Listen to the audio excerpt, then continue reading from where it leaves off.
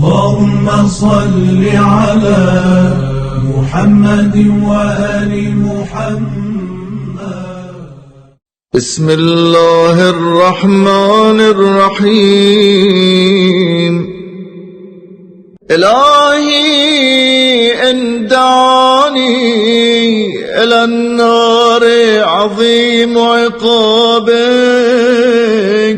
خدایا اگر بزرگی مجازاتت مرا به سوی آتش فراخوانده، فقد دعاني إلى الجنة جزيل ثوابك. مسلماً پاداش بزرگت مرا به سوی بهشت خوانده است. إلهي فلك أسأل وإليك أبتهل وأرغب. خدایا از تو درخواست می کنم و به پیشگاهت زاری نموده و رغبت می ورزم.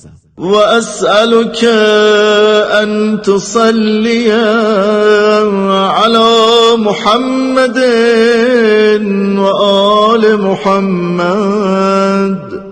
و از تو می خواهم که بر محمد و خاندان محمد درود فرستی. وأن تجعلني ممن يديم ذكرك.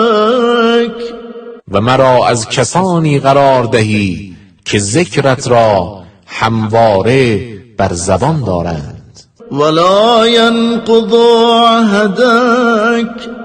و عهد و پیمان تو را نمی شکنند.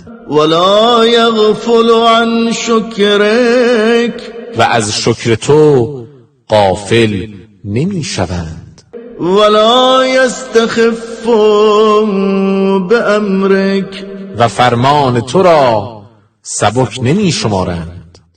اللهم صل على محمد وآل محمد.